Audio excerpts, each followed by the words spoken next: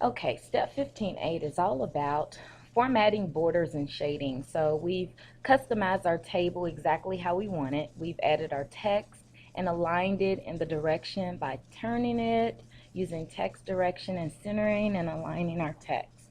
So now we're ready to make our table look more appealing by adding formatting, borders, and shading. The first thing we will do is File, Save As, and we want to save our document as recycling rate 3. Okay, now remember, I don't have my table tools available to me because I'm clicked outside of my table. Once I click inside my table, notice my design and layout tabs appear. The next thing we want to do is just verify by going to our layout tab that our view grid lines button is toggled on. We know that it's toggled on because it's lit up in a gold color. Okay, so now we're ready to get started. We need to select all of our text in our table, and notice one way to do so is if you click here on this little four-headed arrow and click, it selects all of the text on your table. The next thing we want to do is click on our Design tab. Find your Borders button and drop down on the arrow. And we want to select No Borders and deselect your text. Now notice when you get rid of your borders, you are still able to see the lines within your table because your View Grid Lines button is on. Okay, so the next thing that we want to do is format our titles. So if you click outside of your box on your first row, we want to select our first row, which is recycling rate, and then move over to your shading button and drop down. Now we want a shading of olive green, accent 3, lighter 80%. So let's see.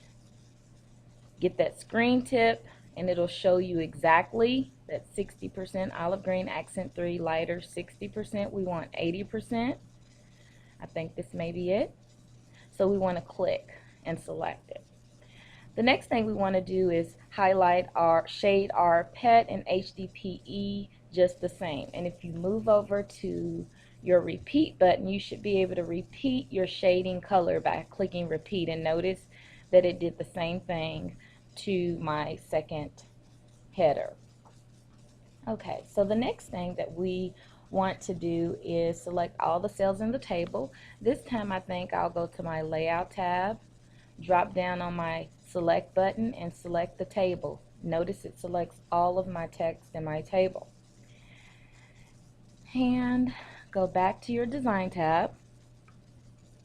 This time we want to, in the draw borders group, click our line weight button arrow, which is here. And we want to select 1/2 point. We want to select 3/4 point. So just go down to 3/4 point to change our line weighting. And then we will click on our pen color right below it. This time we're going to select theme colors, olive green, accent 3. So move over to your green and we're looking for olive green, accent 3. I think I'll go with the kind of darker. Alright, so notice when you do that, you get a pen. Now we're ready to select our borders because we've selected the line weight, we selected the pen color, and now we want to apply it by going to our all borders, dropping down on the arrow, and we want to select all borders. And notice when you click out to deselect, it changed the line weight and the color of your lines to the pen color that you just applied. You just selected. Okay, so the next thing we're going to do is select our first row again. So let's select that. We want our title rows to stand out. So we're going to go back to our line weight, drop down. This time we will select 1 1/2 point. So that's a thicker line, as you can see. Now, position your mouse pointer over your borders button. And when you do that, the last borders, all borders that we selected, is shown. So we want to click the borders button and apply the 1 1/2 point to our title. And if you select your second title row, our title column, and then move up to your repeat button and repeat it, it applies that same format to that as well. The key is, guys, is always select the text that you want to format, customize, or change. We have simply made our table look a little bit more appealing by adding different shadings, borders, pen colors, and line weights from our Draw Borders group.